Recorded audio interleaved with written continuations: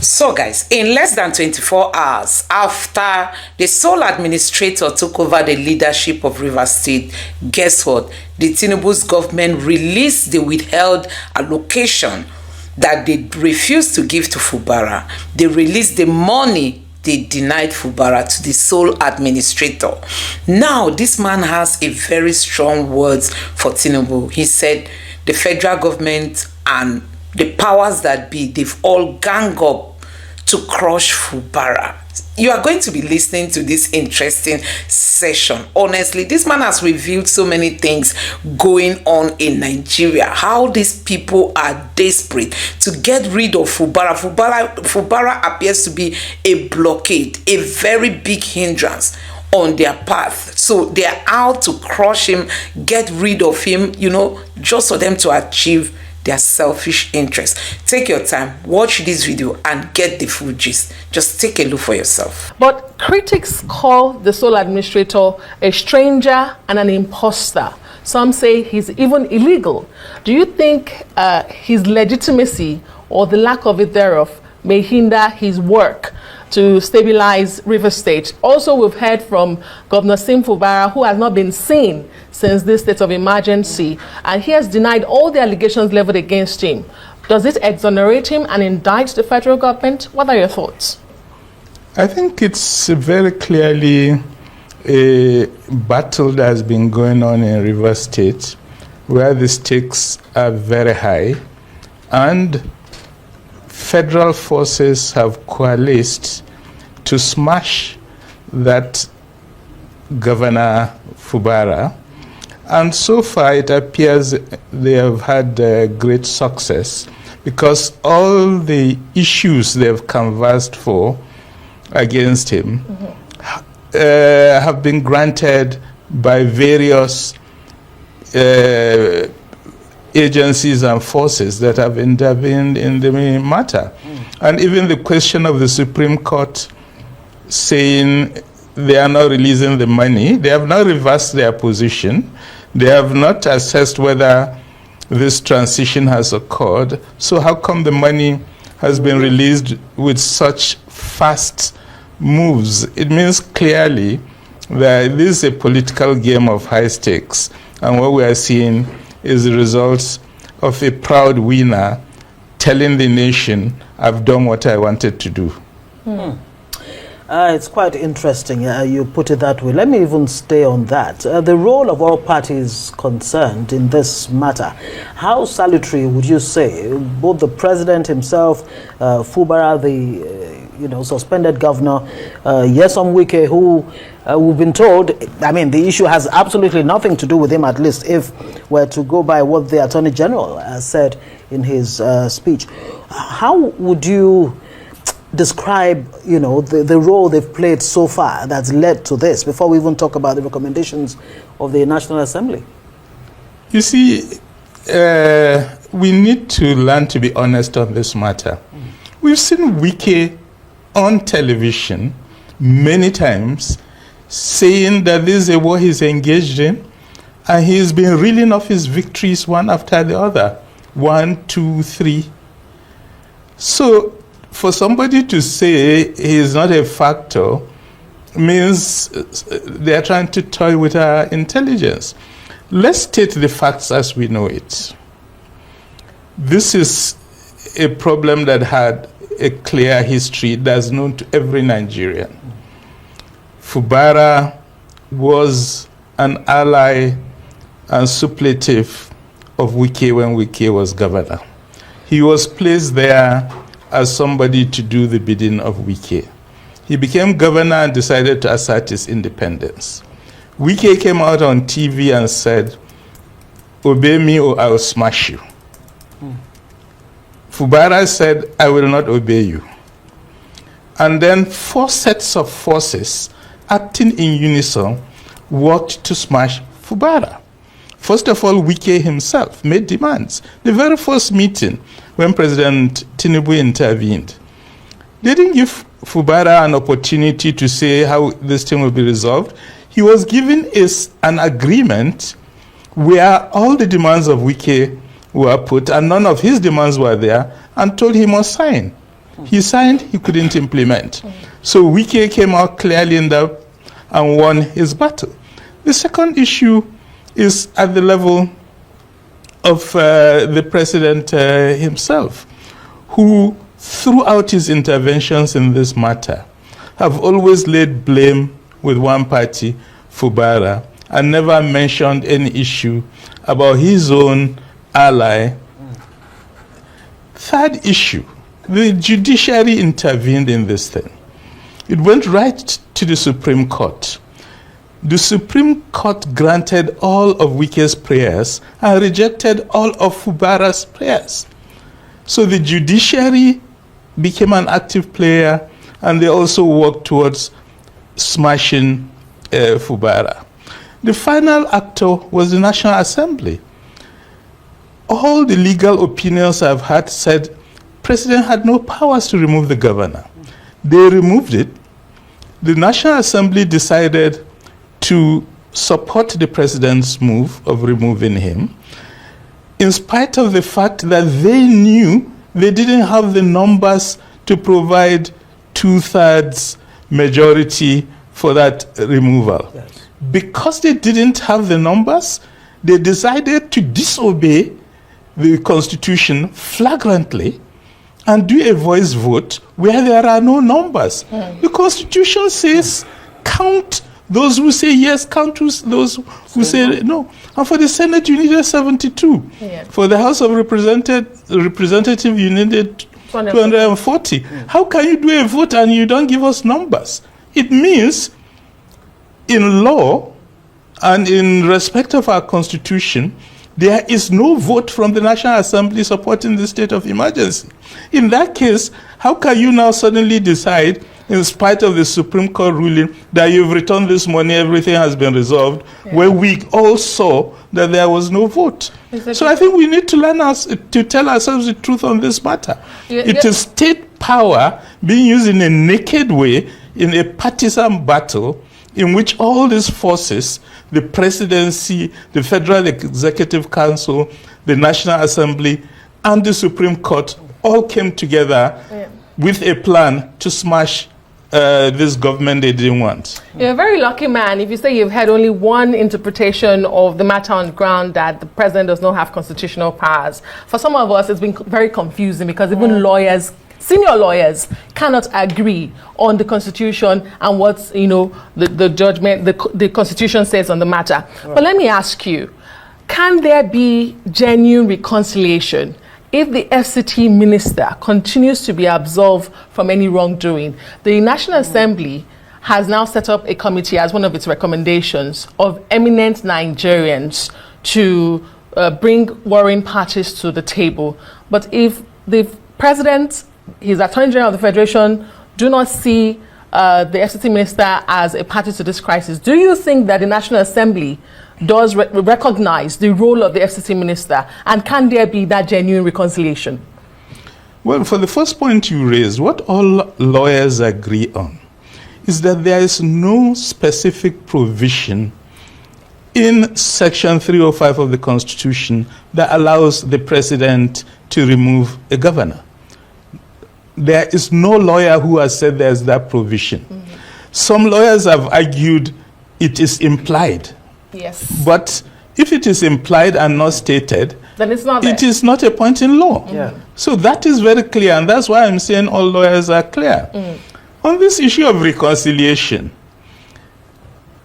I've already outlined the four forces that came together, and they've won all their prayers. They have achieved all their objectives.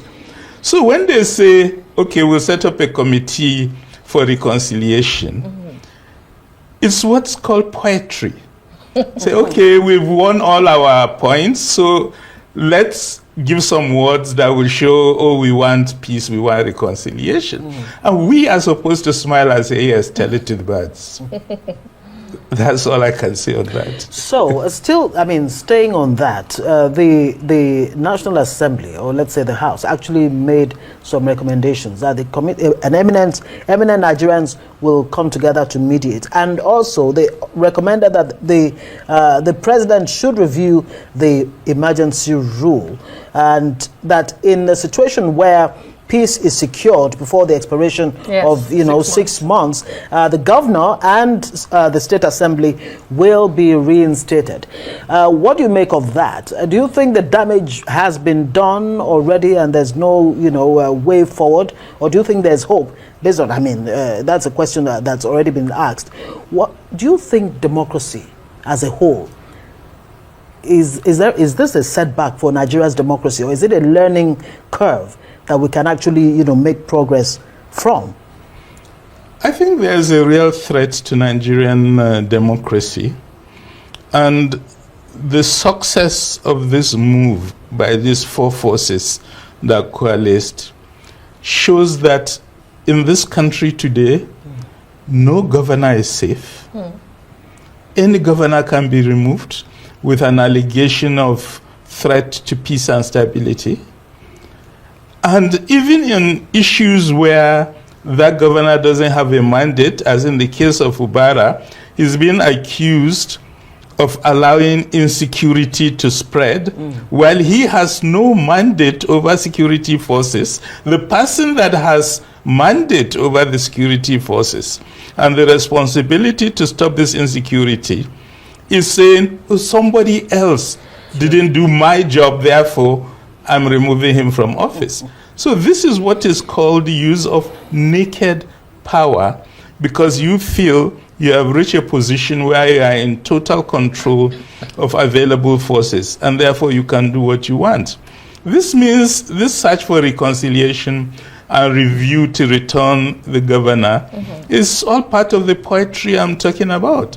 Nobody is supposed to take that seriously, and when they say it, they are saying it in a way that makes it clear, I'm just saying it because I should say something nice, but please don't listen to me. I'm not serious about this. It's just words that you say after you have smashed somebody and you feel you have to say a couple of nice words to reduce the violence of the destruction you have done on that person. But I think there's one issue that they are not looking at. Right. In all these issues about a fight to finish, the victims are the people of Rivers State. They've elected somebody as their governor. They have shown significant support for that person. They have shown their deep unhappiness at the way in which these four forces came together to smash a power that they feel represents their interests.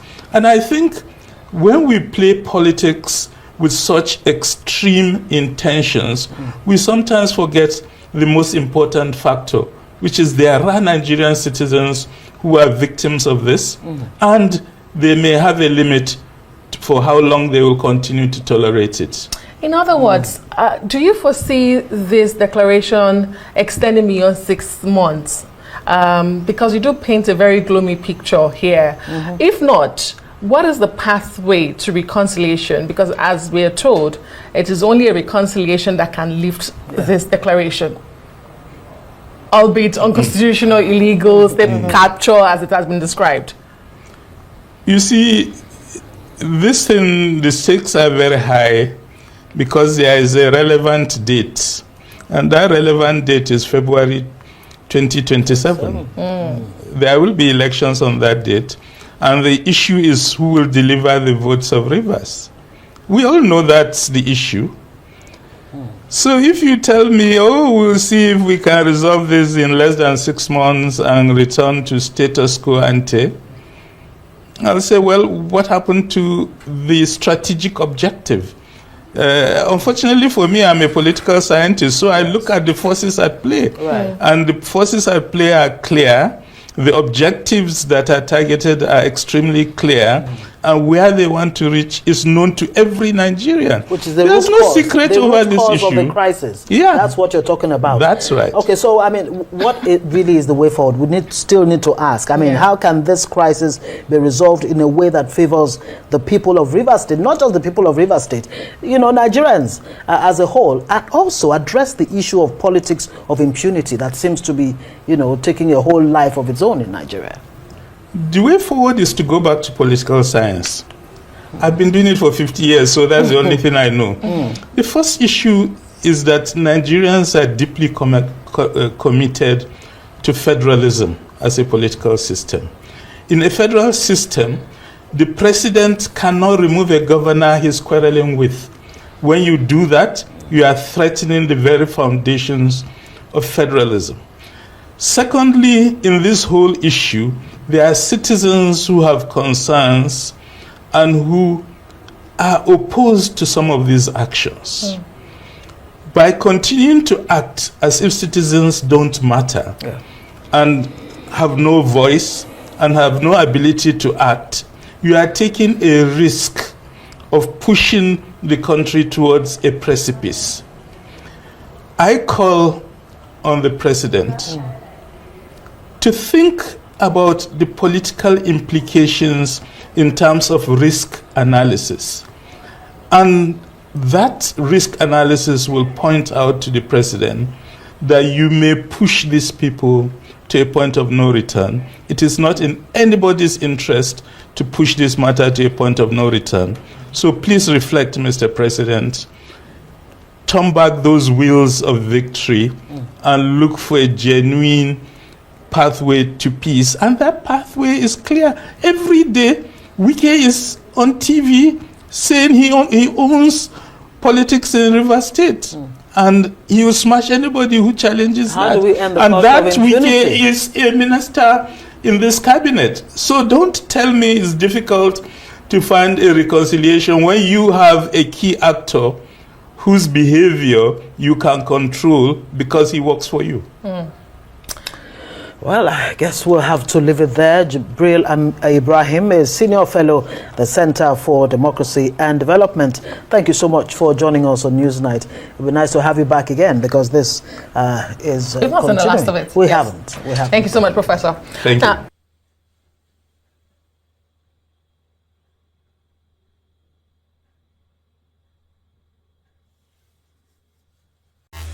So guys, you have seen it. What we are seeing in these countries, we have self-centered leaders that don't care. It's not their problem if Rivers State is set ablaze.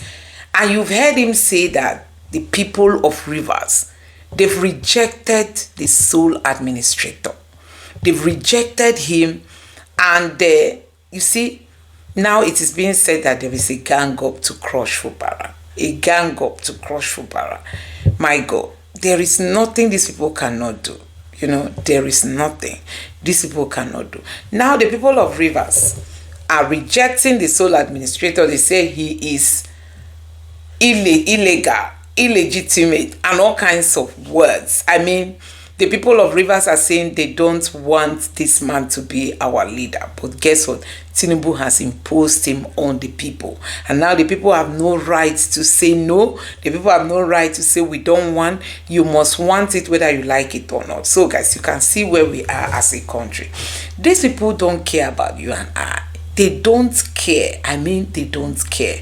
And that is why people are really lamenting over what is happening in Rivers State today. Honestly, you won't believe that this is a country that we were told that people gave a lot to secure this democracy, and somebody just woke up and say, me look on, I want to crush everything. TINUBU wants to come back in 2027. He said, go grab it, snatch it, run with it. Power is not served a la carte. That is his own mentality, and that's the mentality he's working with Wike when it comes to election, because all this fight you see is fight for 2027, nothing else. They need Rivers at all costs, and for them FUBARA is a hindrance. They want to get rid of him, and that's why Nigerians must lend their voices. Lend your voice to condemn what is happening in Rivers State, because it's in Rivers State today, tomorrow it might be in your state and you will not know who to run to.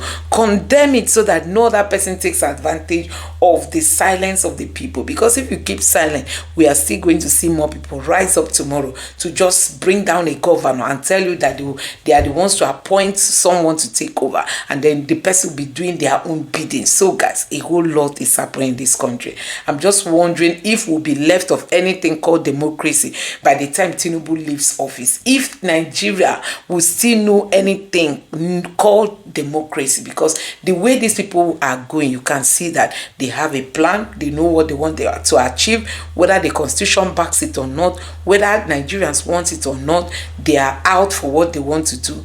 And like you heard Wike said, FUBARA will be impeached, the heaven will not fall. FUBARA will be impeached, nothing will happen. He is the one that decides. He has the judiciary, he has the security agents, he has everybody, even he has Tinubu in his hand. I mean the person of Wike. Anybody he wants to manipulate, he will manipulate you. And see how this country is going down. Anyway guys, let me know what you think about this in the comment section below. Please don't forget to subscribe to the channel, turn on the notification bell. Please give this video a like so that YouTube can recommend it to others, and drop your thoughts in the comment section below. Thank you.